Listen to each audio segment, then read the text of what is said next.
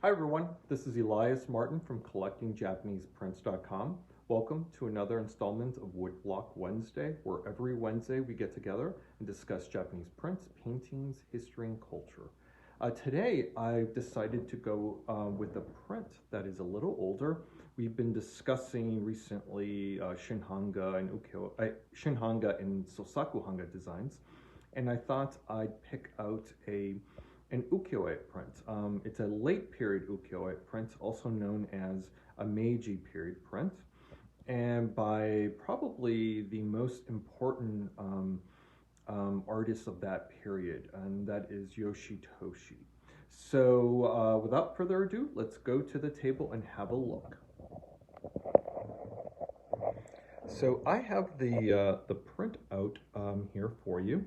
So, but actually, before we discuss the print, I want to share with all of you this book is a fantastic book that features the series we'll be discussing.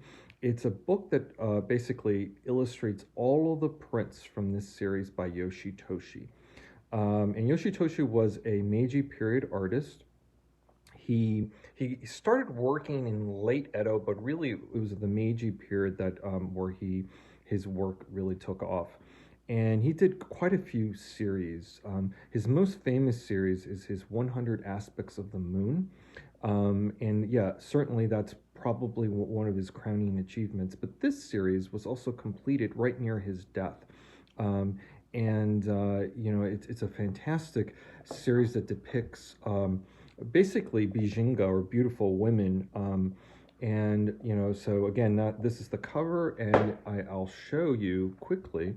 I'll flip through this book so you could see the prints in the book are illustrated in full color, and the illustrations are really actually quite well done, and you'll be able to see a comparison with the actual print. The book isn't as large as the actual prints, but it's close. So it's not a bad thing to buy. Even if you can't pick up the prints themselves, the book is a very valuable resource and a wonderful thing to have. So I highly recommend it. And if, for those of you who don't know, I happen to have a bookstore at our website, collectingjapaneseprints.com. And the bookstore will have this book. I'm about to load it in the next week or so. So if you're interested, shoot me an email. I'd be happy to tell you more about the book. But in this case, I just wanted to point out the book because for print collectors, references are really important. The references that we have as collectors can help us quite a bit in terms of our connoisseurship. Which means that we will be able to identify prints in their earliest states in the best possible condition. And so, you know, for this particular print, I'll certainly talk about the design, but I'll start off with some nuances for collectors. The first thing I'll mention is that right here, this cartouche, it provides the information on the print, but also it provides information to the collector.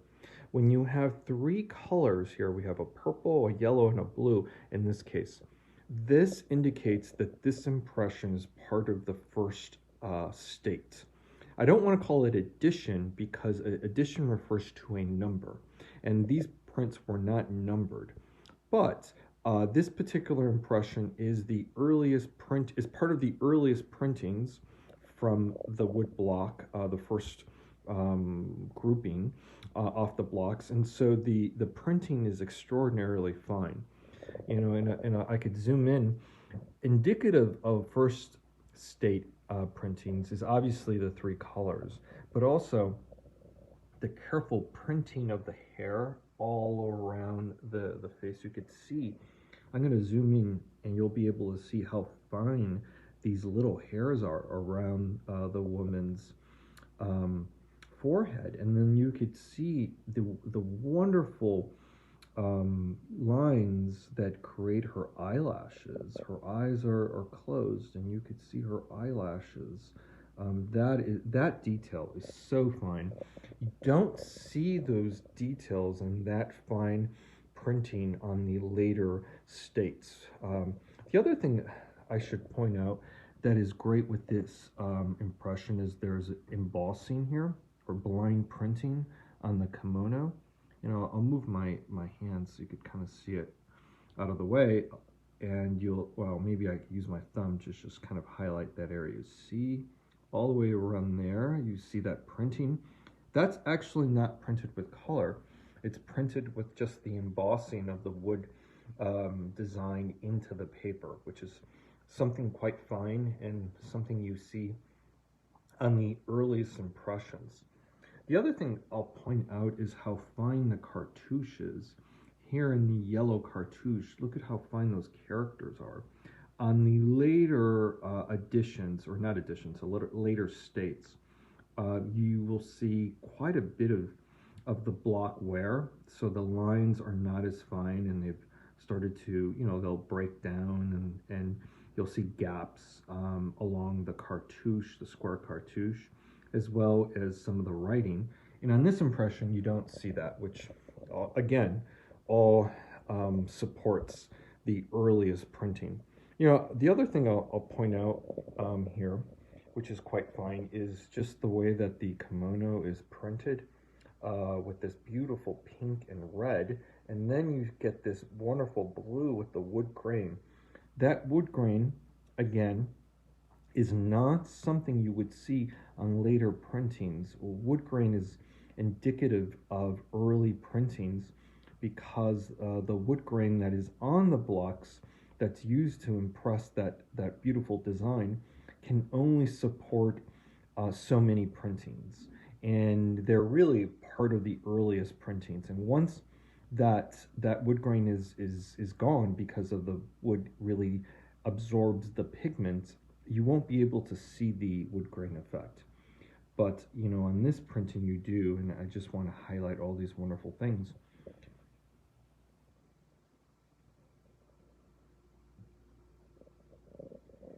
Now I'll zoom out and I could talk a little bit about the design. So Yoshitoshi, was a Meiji period artist, and he depicted quite a bit of the conflict and the gore and the violence that was happening during that period of time.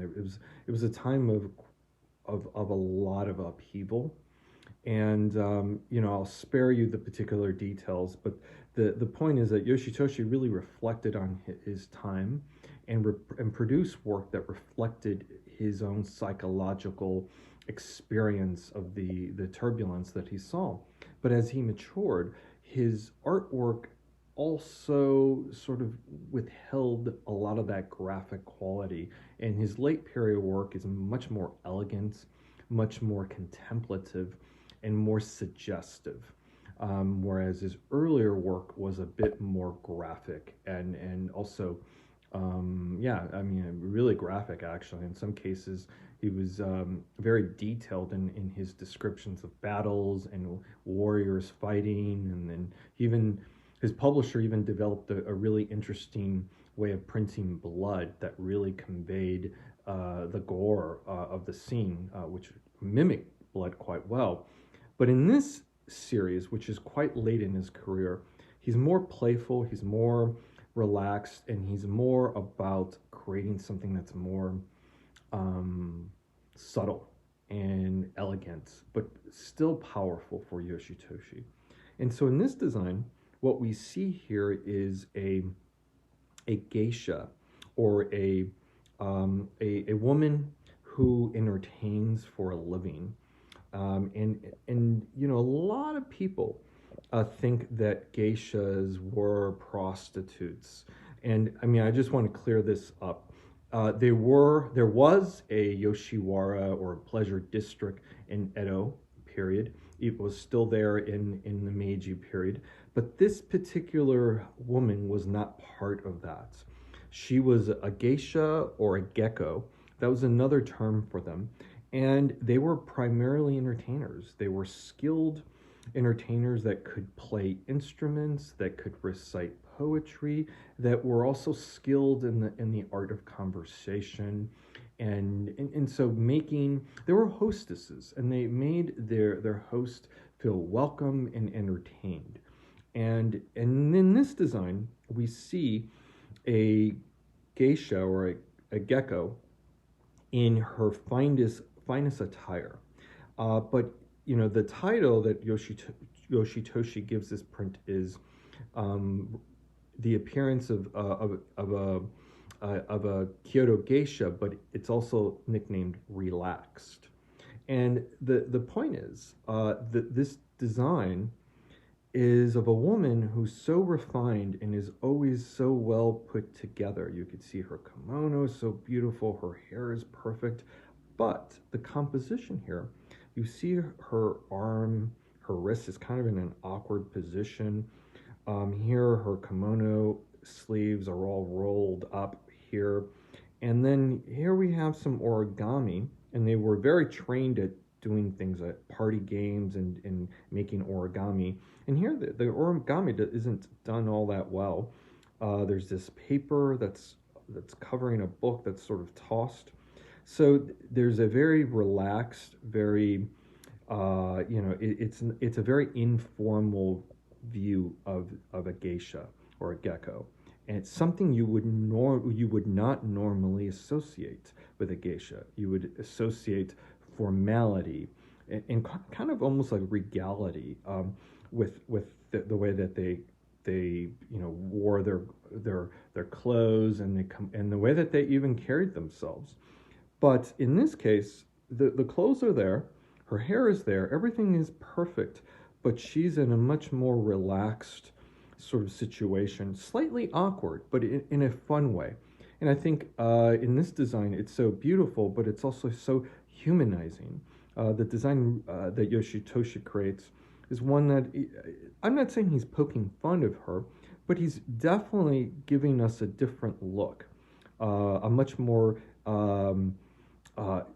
almost human. She's presented as a human, as a person, as opposed to kind of an icon that geishas were at that time. So, it's really interesting. Yoshitoshi's really good at sort of showing you something, but then flipping it to a certain perspective or a certain commentary, which draws the viewer in and creates an image that also creates a conversation with the viewer. So, and I think he really does that quite well, particularly if you're used to seeing images of geishas in such a perfect sort of way, and we as Westerners, in the 21st century aren't used to seeing people like this, and we do have celebrities, and I suppose this is akin to showing a celebrity who's sort of not so much caught up in how they look, per se. But, in this case, she's all very well dressed and looking fantastic. It's just this slight, awkward, kind of cute way of presenting this geisha that I think Yoshitoshi really does a really great job. So I'm going to zoom in so you could admire all of the wonderful parts of her clothing in the kimono. You can see how the printing here, the kind of this like grayish purple with the blue, with the light blue, pink, red, and then here's the brown. And I want to go back to the book as well. You could kind of see here in the book, you could see the wood grain as well. And you could see the colors. In this print, the color here is really a darker brown, or in person, it's kind of a lighter brown. Sometimes you get those differences in how the books reproduce the image.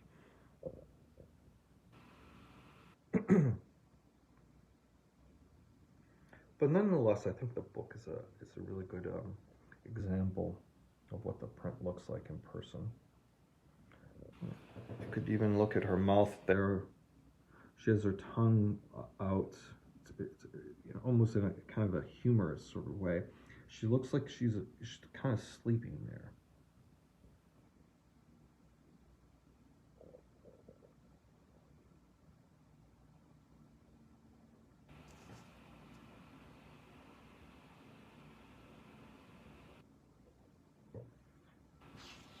And I'm going to flip over the print so you could see how the bleed through of the design has come through. That's kind of neat. It's always nice to be able to see that.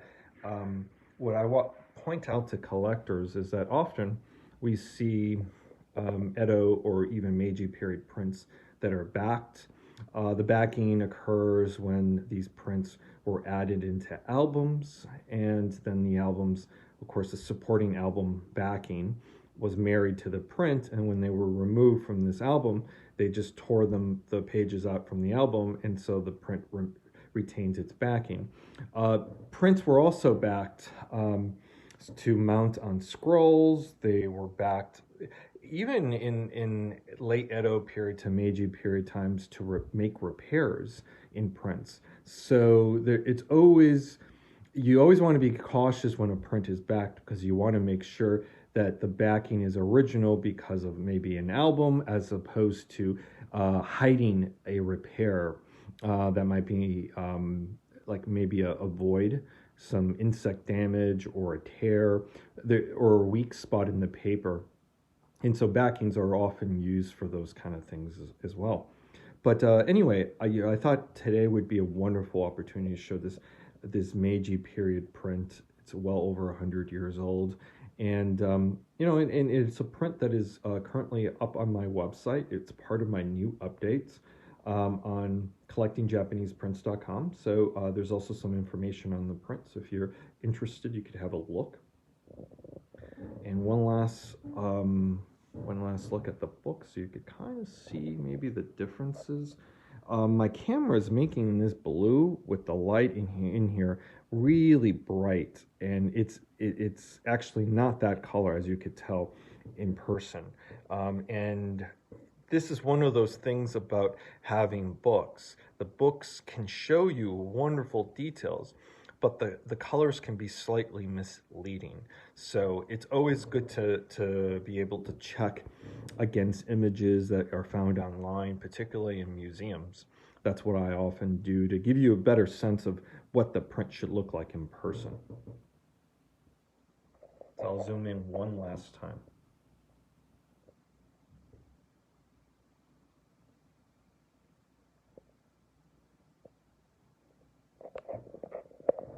Well, I want to thank all of you for joining me again on Woodblock Wednesday, and I'll try to think about something new to do next week that I haven't done in the past. So if you have any suggestions, feel free to comment below the video.